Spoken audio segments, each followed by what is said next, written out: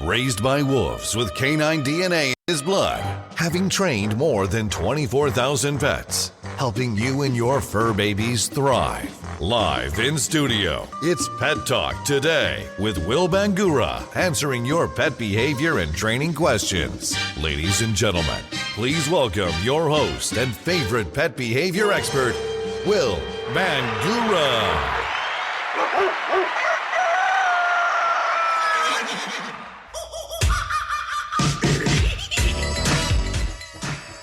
Good Saturday morning. Happy August 19th, pet lovers. You're listening to another episode of Pet Talk Today. I'm Will Bangura, certified dog behavior consultant. I'm here each and every Saturday afternoon from 12 p.m. Eastern Time to 1 p.m. Every hour that I'm here to help you deal with your dog's training and your dog's behavior issues. If you're brand new to Pet Talk Today, let me talk a little bit about how this is going to work. Like I said, I'm going to be answering your questions. So what I want you to do, if you've got a question, if you've got a problem with your dog's training, with your dog's behavior, do me a favor. Just go ahead and type your questions into the comment section. Yep, type your question in the comment section. Don't be shy. And also let me know where you're listening from and what kind of pets you have. Yeah, let me know what kind of pets you have. So I'm back. I took 2 weeks off. Not because I didn't love you guys, but we were having a lot of technical difficulties week after week after week, and it was just really frustrating me. And with my busy schedule, trying to find the time to do tech support when, tech support, audio visual stuff, doing this podcasting, that's not my forte. My forte is helping you with your pets. So anyway, I wanted to take some time off so I could hopefully resolve those issues. And I think I figured it out. I think we've got those issues fixed. So hopefully there's not going to be any problems with the podcast crashing or losing audio, losing video. Hopefully we're going to have smooth sailing, knock on wood, for the rest of the show. When I knocked, my camera went a little shaky. So how have you been? How's everybody been? Good. I've gotten so many emails. I appreciate all the emails that I got from the folks that were wondering, hey, Will, where are you? Where's Pet Talk Today? I've got a lot of email questions as a result. So there are things that we can go over, a lot of different email questions. I also wanted to talk about, I've got a couple topics that I thought that I would talk about today. And that is, I want to talk about the right way and the wrong way to use food when training your dogs. Yeah, did you know that there's a right way and a wrong way? A lot of people, they talk about, I don't want to bribe my dog with food. And I get it. I don't want to bribe my dog with food. All right. During the learning process, the initial training, when your dog knows nothing, we're asking them to work and we're asking them to do something that maybe they wouldn't want to do on their own. So we better have some kind of a paycheck for the dog. Most dogs like food. The higher the value of the food item, the quicker the training's going to go. So those people that are anti-food, you want things to be hard. You want it to take a long time. No, I know you don't. And that's my point. Why make it harder for yourself? But if you think that the food is a bribe, I can understand why you wouldn't want to use it. But there's a right way and a wrong way to use food. So I'm going to be talking about that in a little bit as well. Also, when it comes to tools, dog training tools, whether it be the leash, whether it be a treat pouch, whether it be a clicker, a long line, a muzzle for the dogs that have aggression issues, we need to desensitize the dogs to the equipment. Because here's the thing. I want you to think about this. You've got a dog that you're just starting training with. And when you go into a training session, what happens? Well, a lot of times you're bringing out a treat pouch, putting it on you. The dog knows you got food now. You're bringing out a leash, maybe putting that on the dog, maybe putting a special collar or a harness on the dog. So those are all cues. Those are all signals to the dog that training is going to begin. Well, the problem is it's like they get into this mindset that when the equipment comes out, okay, now I'll listen. But as soon as you take the equipment away, now I'm not going to listen because A, you've got nothing to reward me with. You don't have your treat pouch on. And B, you don't have the leash on me right now. And I'm just beginning this process. And so if you don't have something to kind of keep me there and help me with, I may wander off in the beginning. So I want to talk about that as well. That kind of goes along the lines of what I was talking about with the right way and the wrong way to use food. Also, if you would like to call in, I'm going to be taking calls. And when I take calls, I'm able to spend a lot of time with you talking about what's going on with your dog. So if you've got a problem, training question, behavior issue, and you want to give me a call, we'll do that live on the show.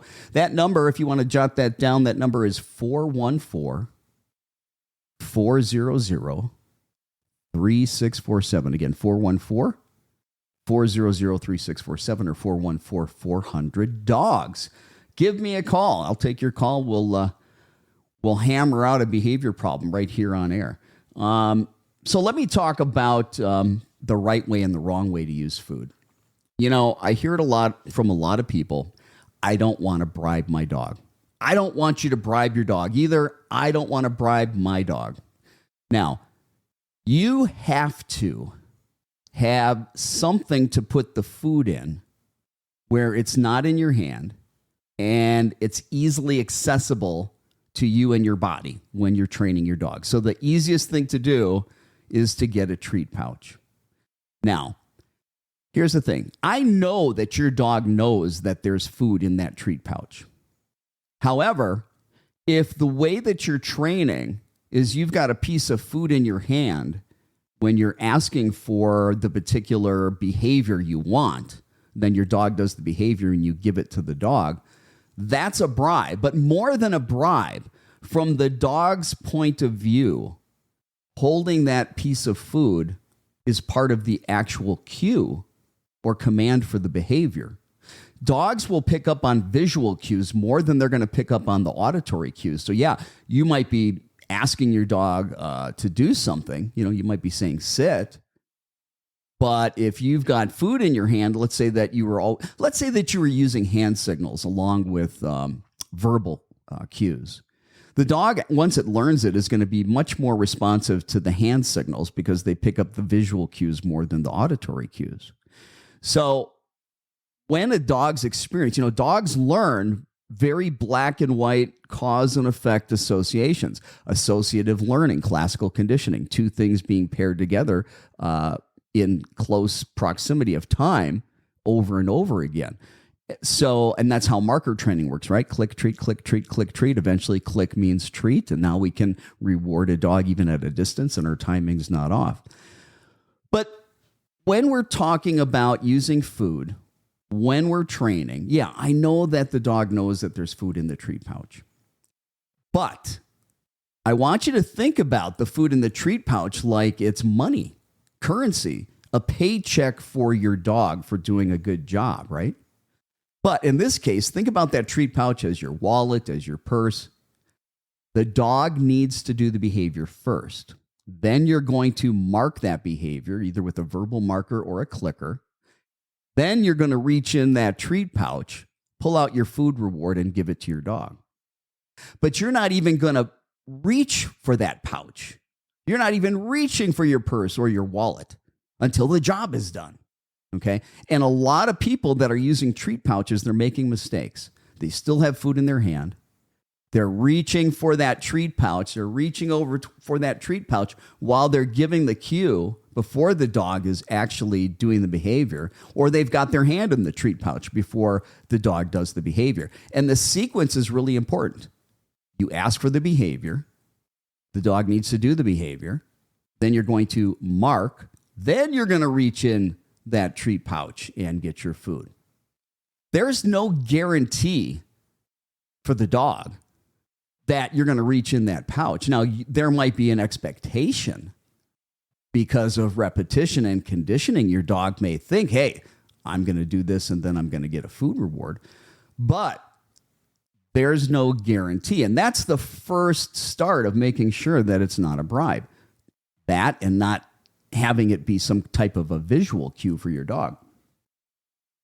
I had a client years ago.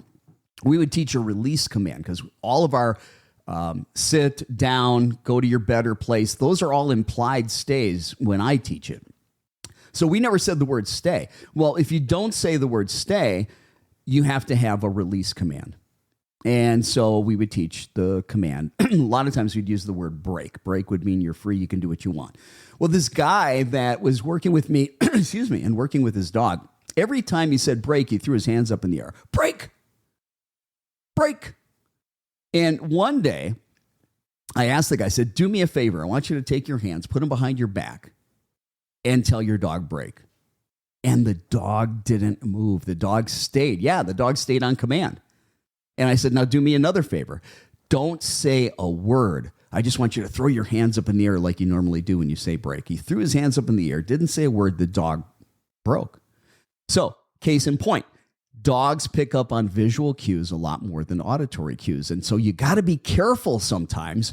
What are you doing visually that might be getting in the way of the communication or the sequence of training? And one of the biggest mistakes that I see people make in training is they got food in their hand. They've got food in their hand, or as they're giving the cue, before the dog does the behavior, they're already reaching for the treat pouch, or they've got their hand in that treat pouch. That has to stop.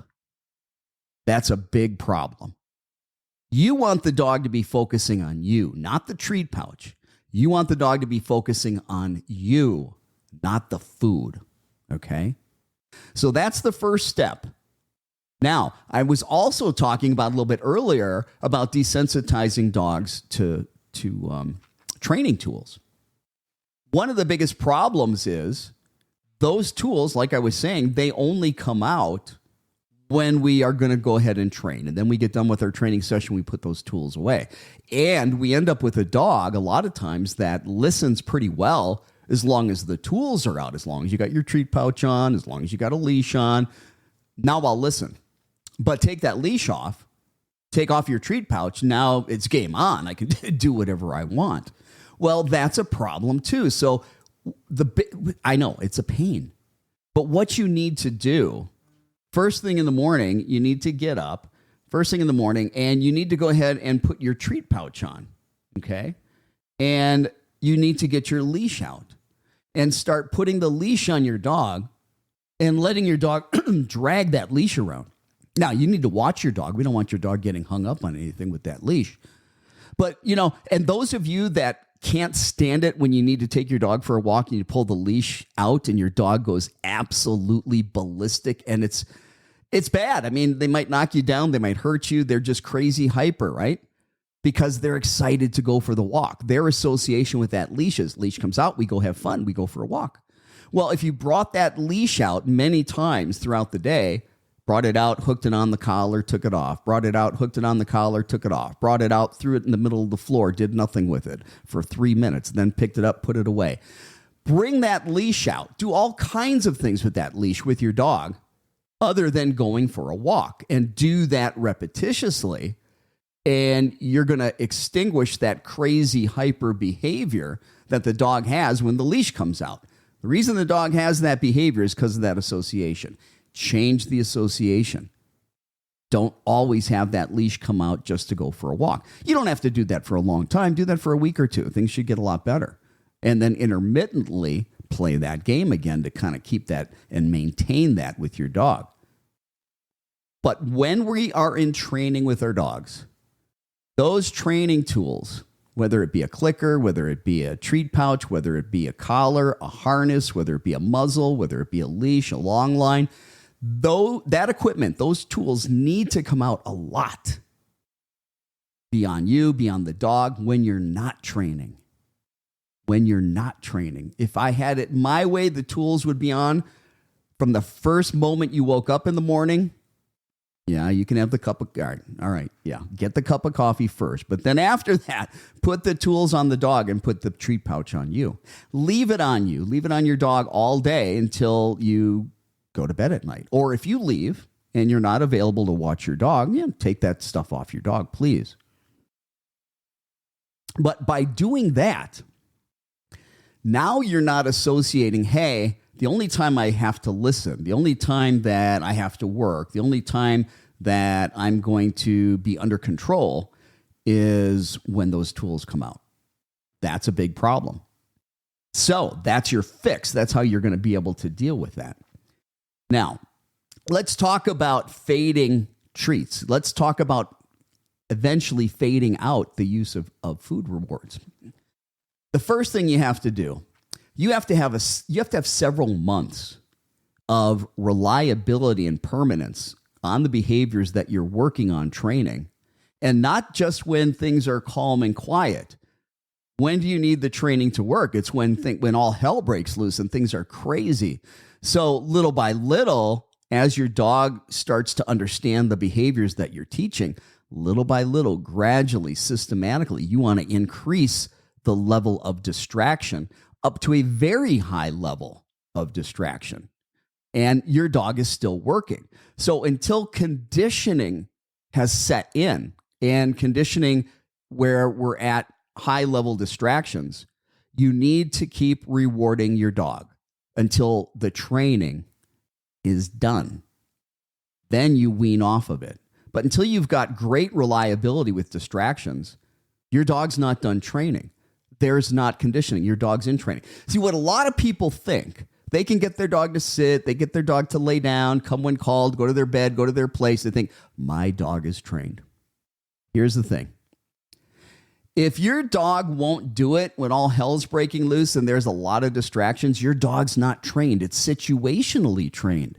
When do you need the training to work? It's not when things are calm and quiet. It's just you and the dog hanging out watching TV at 10 at night.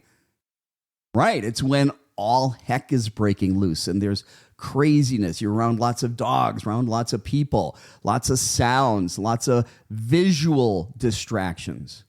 That's the name of the game.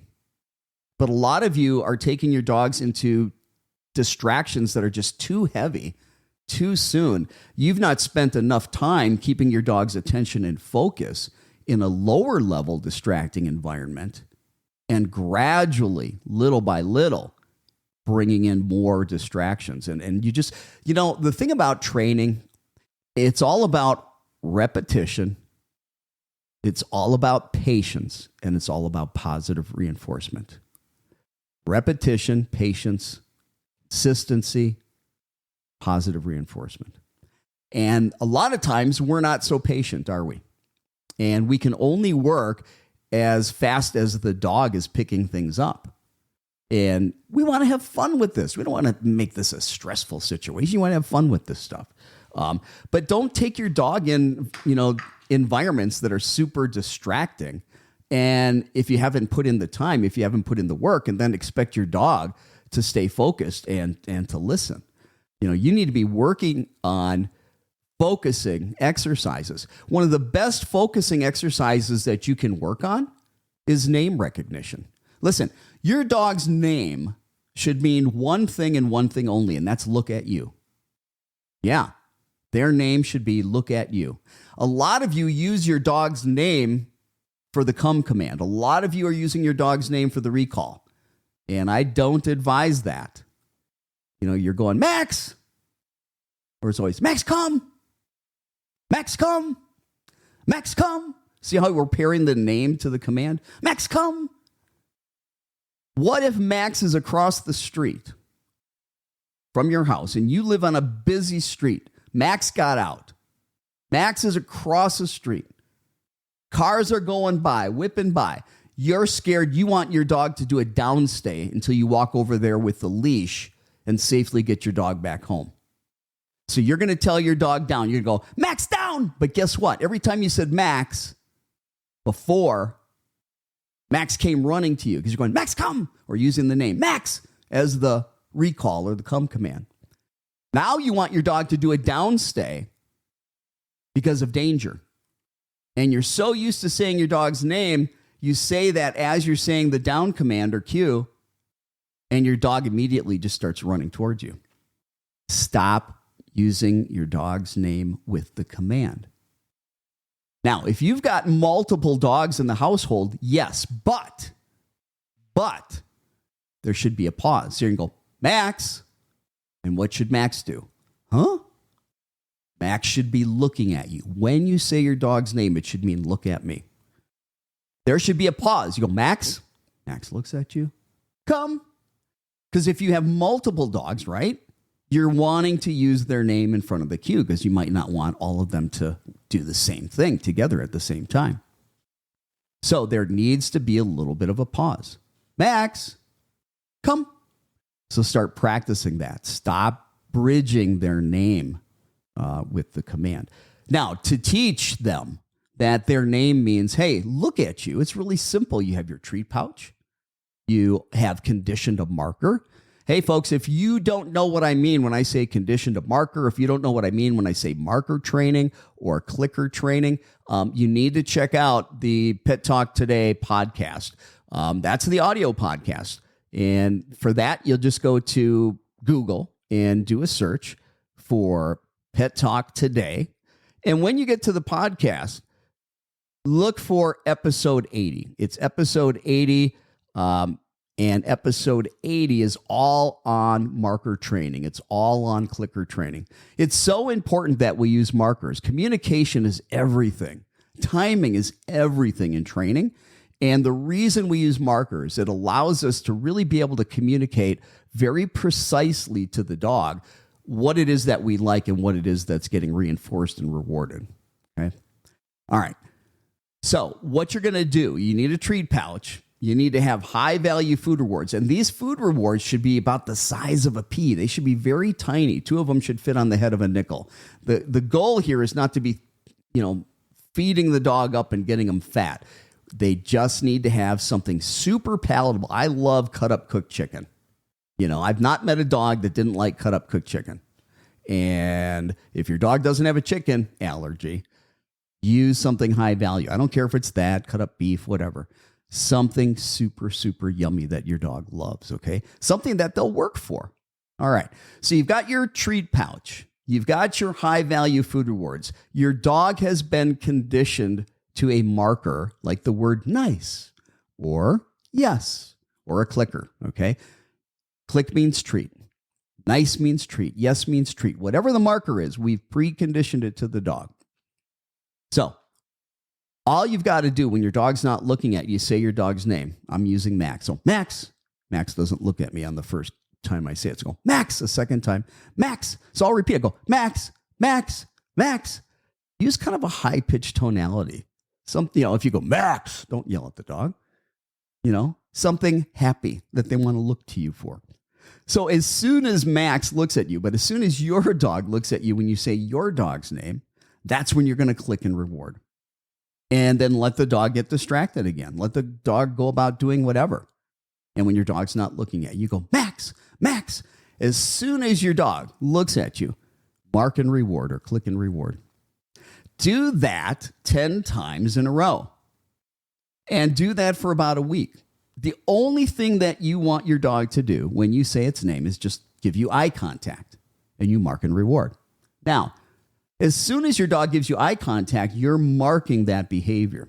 Week 2, we're going to delay the mark or the click. We're going to be asking the dog to hold that eye contact a little bit longer. So you'll say your dog's name, Max, Max. All of a sudden, Max looks at you. Count 1001, 1002, 1003. Mark and reward or click and reward. See if you can get your dog to hold that eye contact for 3 seconds.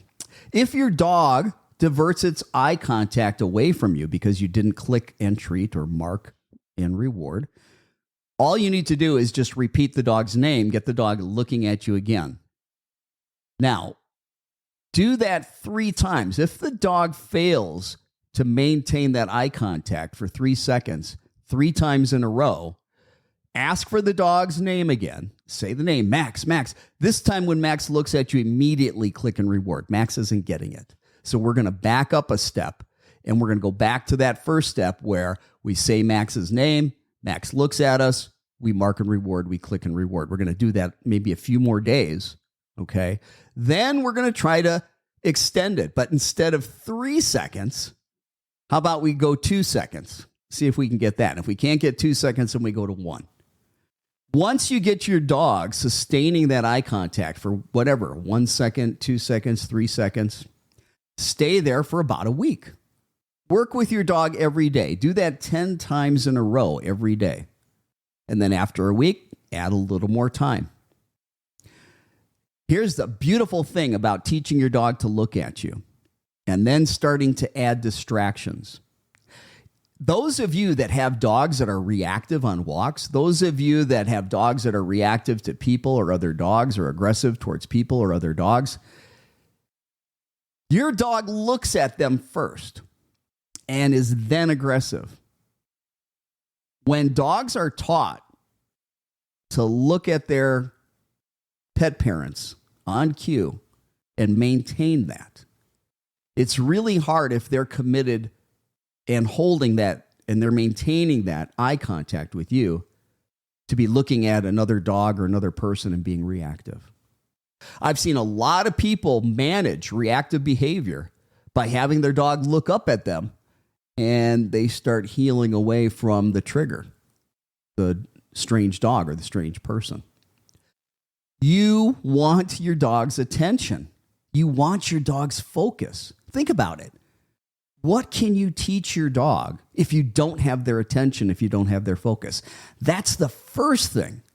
That is the first thing that you want to do when you get a brand new puppy or a brand new dog, is teach name recognition. And that name recognition means, hey, look at me.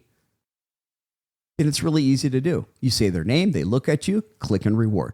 Or you say their name, they look at you, mark and reward. Remember, episode 80, if you don't know what clicking or marking and markers are, go to episode 80 of the Pet Talk Today podcast, listen to it so that you can have more success training with your dog using markers, because they're very important. All good trainers use markers. All good trainers use markers. So just know that as well. I need to take a quick second to talk about Calm Dogs. Do you know about Calm Dogs? Calm Dogs is the world's most effective calming aid for dog anxiety, or it's free. That's right. Calm Dogs comes with a money-back guarantee. Not only that, it comes with my personal guarantee because I created Calm Dogs. You're not going to find another calming aid that was created by a behaviorist out there. Most calming aids that are out there are created by vitamin companies, these big conglomerate companies, and they may or may not know anything about dogs. 5 years of research went into Calm Dogs because, like you, if you've tried other natural calming aids, most of them do little to nothing. I tried so many different calming aids, just like so many hundreds and thousands of my clients that were looking for something natural that would help their dog with their anxiety, their fears, phobias, their fear of fireworks and other sounds like thunderstorms, dogs with aggression or dogs that are reactive or afraid of being groomed or going to the vet visit. They couldn't find, just like I couldn't find anything that really, really worked. And we were looking for an alternative to prescription medication. I'm not saying that prescription medication is bad. There are some dogs that need it, and it works wonders for them. But there are a lot of dogs that don't, and there's not a natural product out there that really works. That's why I developed Calm Dogs.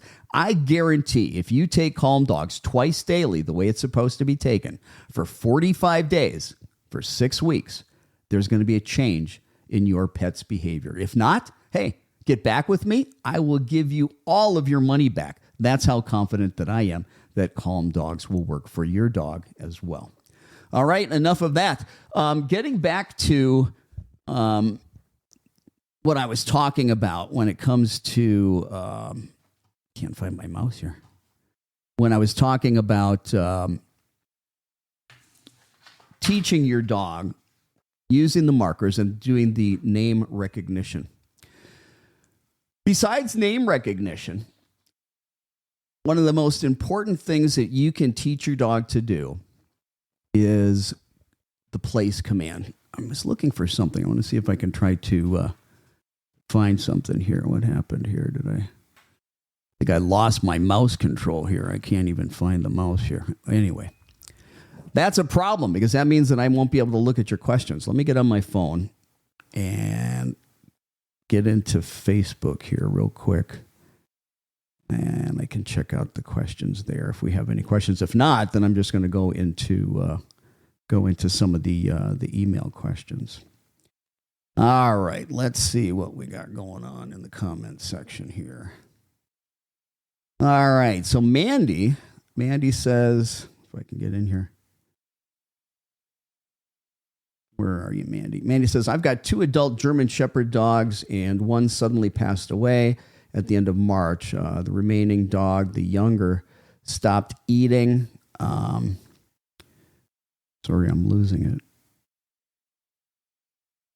Stopped eating and is exhibiting signs of high anxiety. We have him eating normally again, almost back to his previous weight. However, he is acting more aggressively, like on hyper protect mode. Wondering if this is normal grief. Yeah.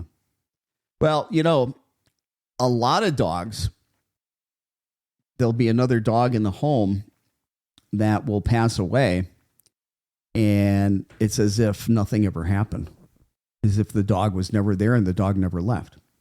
Then we have dogs like yours, Mandy, that really take it hard. And the dog that's still alive right now, Mandy, might have felt like the other dog kept it safe. Maybe the other dog was more of a dog that was more secure. And maybe the dog that right now is struggling maybe was a dog that had a little bit of anxiety all along the way. Is this the first time you've ever seen this dog ever have any kind of concern, anxiety, and nervousness? Is this the first time you've ever seen your dog be aggressive or reactive? I'm wondering if that's it, because that makes a big difference. If your dog has done this before, even a little bit, versus, a dog that has never, ever done that behavior. So there's a couple of things, and I'm going to look back to see if you're giving me more information about your dog and the situation. But, going back to what you were saying there, when there is that kind of loss, there is a neurochemical change in the brain. There is real depression, and dogs are mammals just like people, and they can get depressed. The Calm Dogs product will help your dog. I still think you're going to have to do training and behavior modification, because I think perhaps your other dog was providing your current dog with a lot of security, feeling very confident. And now that dog is gone, your dog's anxiety that it probably had all along and nervousness, the things that it's being reactive towards or aggressive towards right now, your dog probably was never really comfortable with them in the first place. But the other dog made your current dog feel safe and secure, or more secure. Now, I could be way off because, again, I've got very little information. And that's why I say, hey, if you guys really want to get down to talking about what's going on with your dog, then give me a call. Let's see if Mandy's still there. She's giving me more information. I'm not getting more information. So this is the thing that I would say. Short-term wise, the Calm Dogs calming aid, go to doganxiety.com or calmdogs.com. I guarantee that's going to help. If not, I'll give you your money back. There's a money back guarantee. But the other thing is, you need to increase your dog's exercise. You need to increase activities, do enrichment activities with your dog. Get your dog using its nose. If you said your dog's starting to eat again, rather than feed out of the bowl, I want you to do what's called scatter feeding. And it's better if you can even do it outside. Just take the food and throw it all in the grass if there's grass there. Let your dog sniff and forage and eat. That's what they did in the wild, okay? Dogs need to sniff. My God, they need to sniff. They get everything that they need out of the world through their nose. And they've got to sniff. And if they can sniff and find food and they've got to work for it, oh my God, does that stimulate their brain? And that's instinctual. That's what they did. in the wild that has been taken away from them. That in and of itself is going to be a lot of mental stimulation for your dog. Your dog needs mental stimulation. Do nose games. Get your dog moving quickly. Fast movement helps dissipate stress. I don't know. Do you like to jog? Get out there with your dog and jog. Get out there and throw a ball if your dog likes to play with a ball. But you've got to do more. You've got to do things with your dog. You've got to get more active with your dog. Get your dog out. So I'm just taking a look here. Smith, Jennifer, Myra, thank you for being here. V, thank you for being here. So when it comes to losing a pet, you've got to understand that if you have a dog or a cat that really gets depressed and their behavior changes, there's a couple things going on. It's not always just that they're missing the other animal, okay?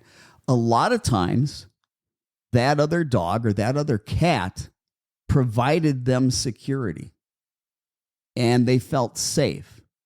And because the other dog, the other cat had higher status. Now, those of you that know me know that, hey, I'm not big on hierarchy, status, dominance theory, because most of that has just been garbage and it's been thrown out. It's been disproven. Domesticated dogs are not pack animals. Therefore, hierarchy structure is all over the place. It's not uniform. And that's why it's real iffy when we talk about hierarchy. We talk about dominance. You know, one dog in the family, if you've got multiple dogs in your family, could have higher access to resources at home. But then if you got off property, maybe one of your other dogs had higher access to resources. And so that hierarchy is not set. It's very fluid when we're talking about domesticated dogs. When we're talking about wolves, coyotes, foxes, real pack animals, it's pretty solid as far as being set, pretty rigid. Okay. But you know, domesticated dogs, they've not had to work as a pack animal. They don't have to go hunting for food. They don't have to fight off predators. Like I said, hunting for prey. They don't have to look for shelter. They don't have to find a source for water. Real pack animals are working together for survival. And that's not something that happens with domesticated dogs. You provide them with everything. That's why I always think it's funny when uneducated trainers, and I don't mean this in a bad way, excuse me, uneducated trainers talking about, hey, you need to show your dog who's boss. You need to show them who's alpha. Now, that's all BS, guys. There's nothing in science that says that's what should happen. Okay? That's old school stuff. You hear that from a trainer. Be nice, but turn around and find someone who's educated. But I think it's funny when they say that because your dogs don't survive without you. You provide every resource for your dog. You're God. You're much more than alpha. You're God for them. They'll die without you. They don't survive without you. Now, that doesn't mean that you still have a dog with behavior problems that's biting you. Okay? Because again, what can happen is they can be anxious.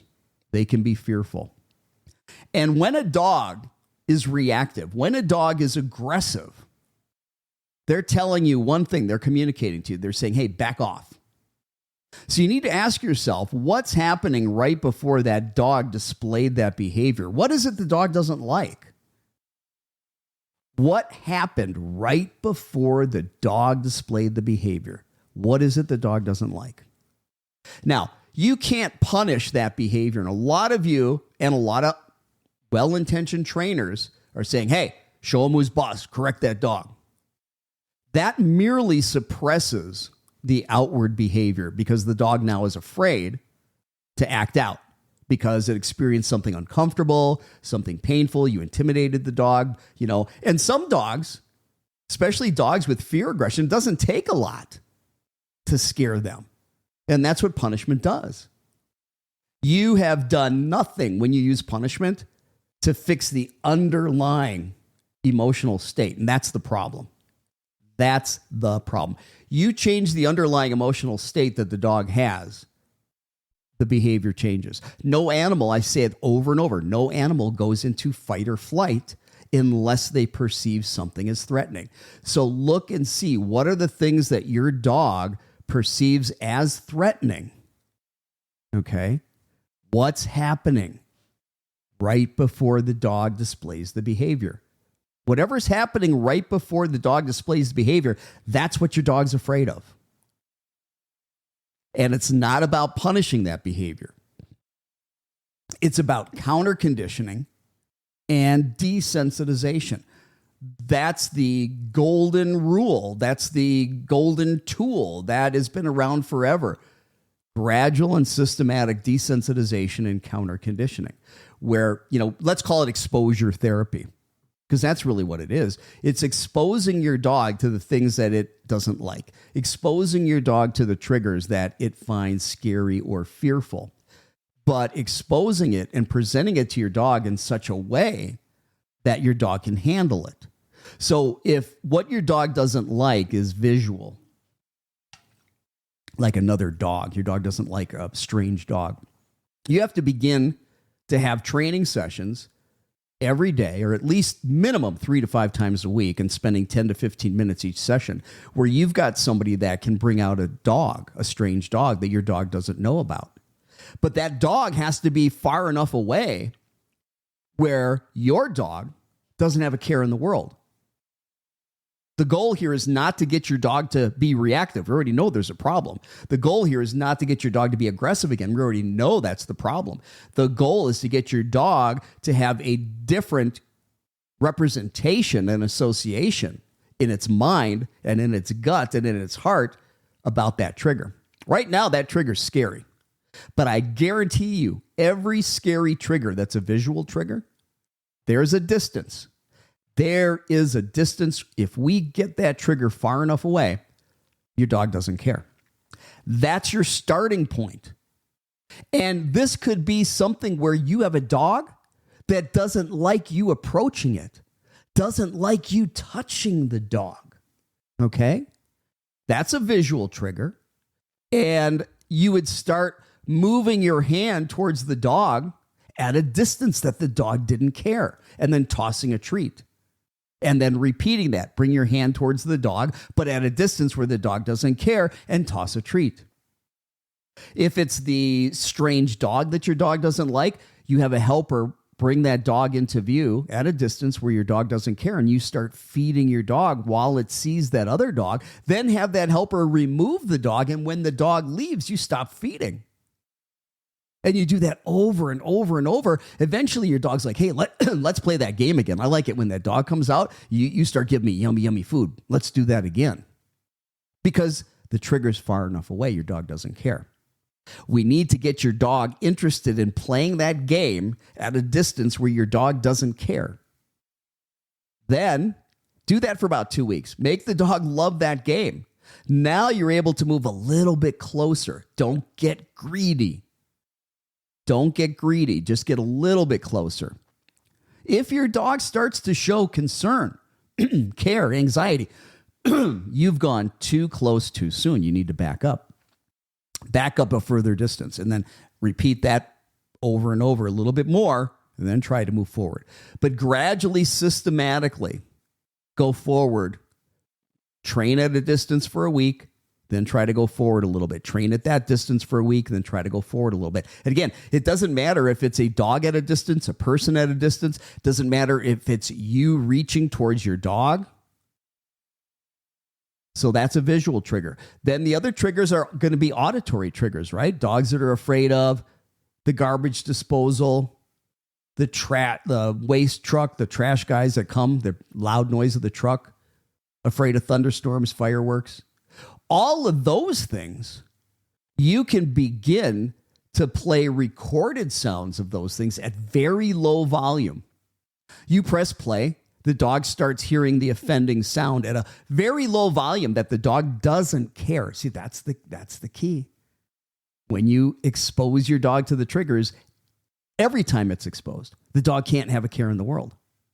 And you're pairing something positive with that trigger. So you press play, all of a sudden you start hearing thunder going, and you feed constantly and continuously for about 1 to 3 seconds. The whole time the thunder and the storm is happening, press stop feeding. Then do that again, press play. This time, maybe the offending sound is a loud garbage truck coming down the road, picking up the garbage, making that banging sound. Press play. The dog starts to hear it, but at a volume it doesn't care. Start feeding constantly and continuously while it's hearing that sound. Then press stop feeding. Maybe your dog has a problem with touch. Doesn't like you to touch it, or doesn't want you to pick it up.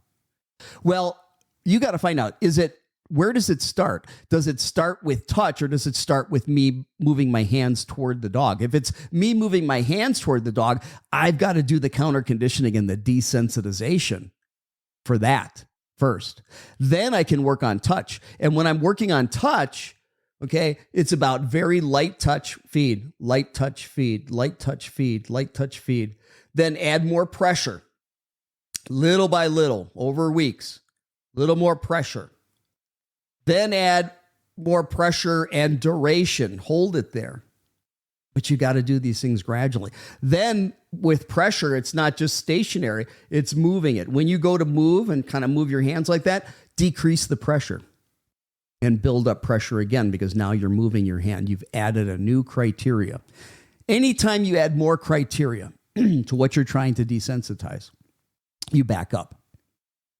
So let me give you an example of what I mean. Let's say that we're working on desensitizing your dog to strange dogs. We've got a strange dog with a person, a helper, at a distance that your dog doesn't care. However, the strange dog's not moving. And you've been working on getting closer and closer and closer and closer and closer to a dog that's not moving. It's a whole different ballgame if that dog was moving or barking, right? All right, so let's say we've built up and gotten really close to the dog with the dog not moving. Now we want to start getting your dog relaxed and comfortable with the dog that's moving. When we start having that helper dog move, we're going to back your dog up quite a bit and rebuild your dog from a distance to that close proximity of the strange dog, now that we changed criteria by having the dog move. And then if after that went well, as your dog got close to a moving dog, then I would back your dog back up again, and I would have a moving dog barking, or I would have multiple dogs. Okay. So again, think about criteria. And anytime you add criteria, you're going to back things up a little bit. Okay. So we talked about visual triggers. We talked about sound or auditory triggers. And we talked about tactile or pressure with your hand. Okay. Touch. Because some of your dogs don't like to be brushed. Some of your dogs don't like their nails being done. They don't like you to mess with their ears, to clean their ears. And the first thing I'm going to do with a dog that doesn't like me to clean their ears, I'm going to start just reaching towards the ear and feed. Not even touching the ear. Reach towards the ear, feed. Reach towards the ear, feed. I'm going to do that a bunch of times until the dog absolutely loves that game. Then I'm going to reach and do a light little touch on the ear and feed, but I'm not feeding till I touch. Okay? Touch, feed, touch, feed, touch, feed. Touch a little harder, feed, touch a little harder, feed, touch a little harder, feed. Little by little, I'm going to end up getting my finger in there. I'm going to end up cleaning out that ear. But when I put my finger in there for the first time, it's going to be for a very short duration, and it's going to go in there just a tiny bit. Again, you got to take little baby steps with the things that your dogs don't like. You've got to take that experience and cut it into little tiny slices, and you're going one slice at a time. Very systematic, very gradual desensitization, and pairing the things that your dogs don't like with something that they love. And the timing's got to be really good. The sequence is this. Here comes something they don't like. Now you begin feeding. That something they don't like goes away. Now you stop feeding. It's got to be in that sequence. Okay. I like to feed when I'm doing counter conditioning and desensitization. I like to make a food paste. Like I take cans of chicken, put it in the blender. Yeah, blend that up, put a little bit of chicken broth in there, and I put it in a squeeze bottle. You know, like when you go to the restaurant, the ketchup and mustard bottles? Yeah, I put it in a squeeze bottle. And when the trigger appears, the dog's getting a steady, slow, small little stream of heavenly food paste that it just loves. And this way, I'm not feeding too much. And the entire time they're seeing the trigger, they're getting food. See, if I'm using pieces of food, there's a little bit of a break of the food while the trigger's there.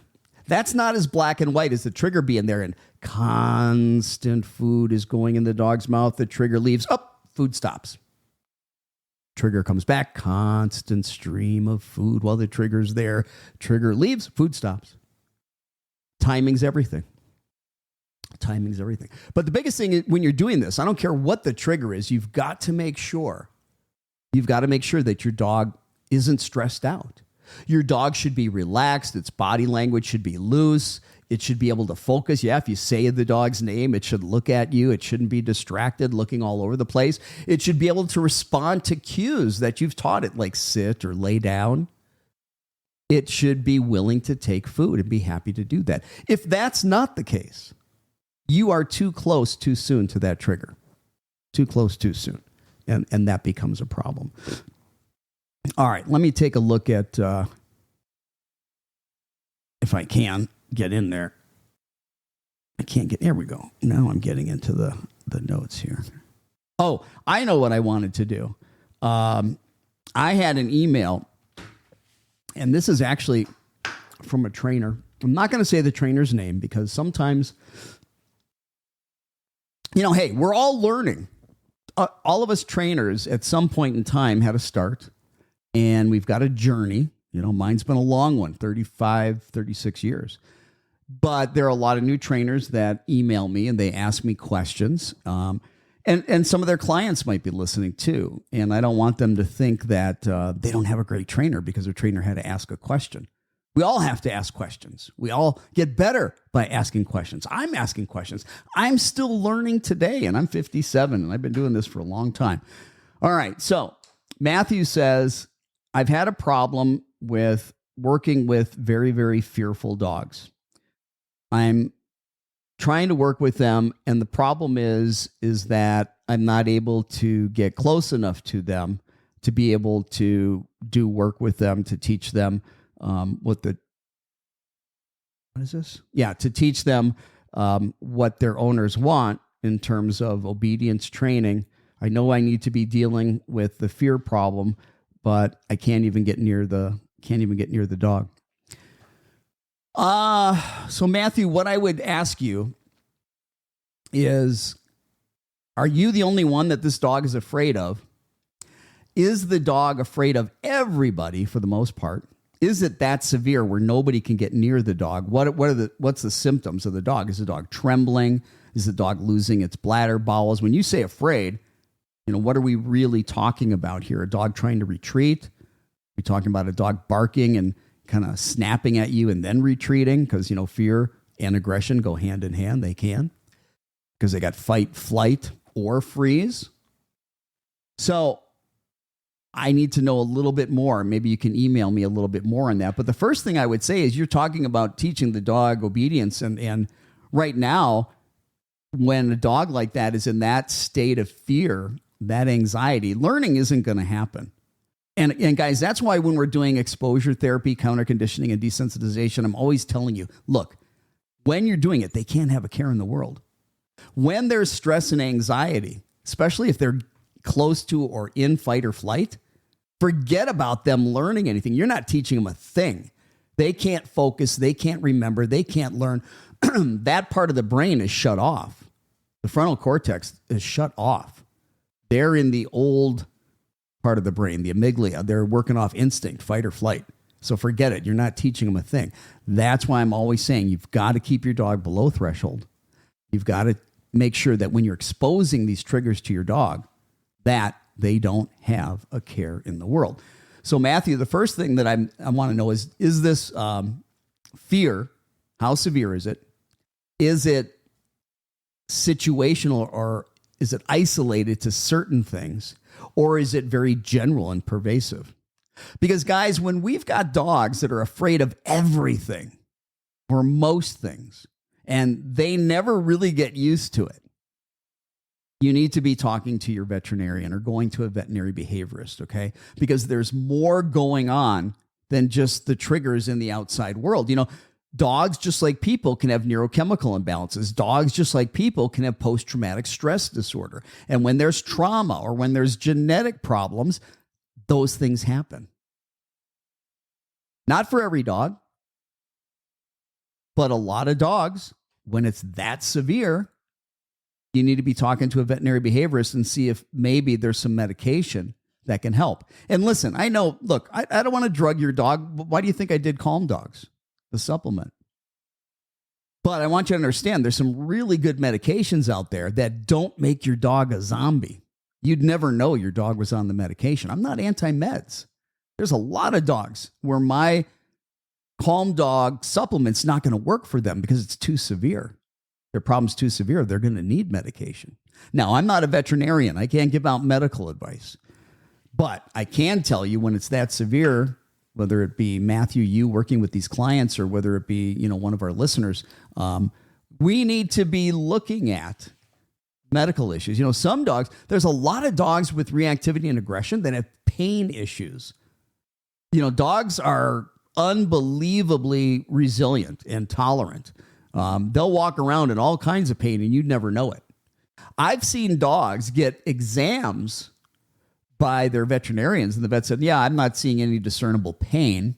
I don't think the dog's in any pain. And not saying that the vet was wrong, but then we had the dog put on anti-inflammatory medication, and all of a sudden the dog's running around playful like a little puppy again, where before it wasn't moving, it was grumpy and aggressive. If you tried to move the dog's growling. I suspected pain. Vet said no pain, but give the dog pain medication, all of a sudden the dog's a different dog. I don't know. I'm not a vet, but I've seen that happen a lot of times. And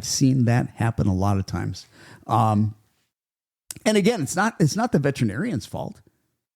Again, dogs are so resilient and tolerant. You know, gosh, you know, a dog loses its leg, next day it's up hopping on 3. What happens to us? We're depressed. We want to kill ourselves. Oh my God, I've lost a leg. Dogs are resilient. But dogs can get depressed. I'm also thinking about, I think it was Mandy with the question of, had the 2 German Shepherds and one passed away. Emotionally, they're not always that resilient. And they can experience a lot of stress just like we can. So Matthew, I would recommend first and foremost that this dog be seen by a veterinary behaviorist. And then you need to be worrying about counter conditioning and desensitization. And you're the perfect trigger. You're the perfect helper, and you can begin to be that helper, but you need to be at a distance where the dog doesn't have a care in the world. You are not going to help the dog if you keep taking this dog over threshold by getting too close to the dog. It's one of the reasons why virtual behavior consultations work so well. First of all, if you've got a dog that's scared to death, yeah, I can't get near your dog and do any good. If you got a dog that's really aggressive and wants to eat me, I can't get near your dog. I can't do anything other than put your dog in a totally crazy state. That's not what we want. So in the beginning, even if we're there in person, we're coaching you at a distance. You're the one, you, the pet parent, you're the one that needs to learn. But yeah, that's why virtual behavior consultations work so well, especially for the dogs that are aggressive or fearful. And by the way, if you can't find a professional in your area to help you and work with you, check out my website right there at dogbehaviorist.com. I can help you. You can hire me if you need someone to help you. reach out to me at dogbehaviorist.com. Also, I've got about 65, I think, different articles on that website. Go to dogbehaviorist.com. Where is it? Oop, there we go. And check out the articles. There's an article on just about every behavior issue you can imagine and you can think about. So check that out as well. Well, guys, we ran out of time. It looks like we didn't have any technical difficulty. I am so happy about that. So happy about that. Hey, listen, hit that like button, hit that share button. Do me a favor, give us a 5-star review if you listen to the podcast. I will see you guys next Saturday. Have a good one.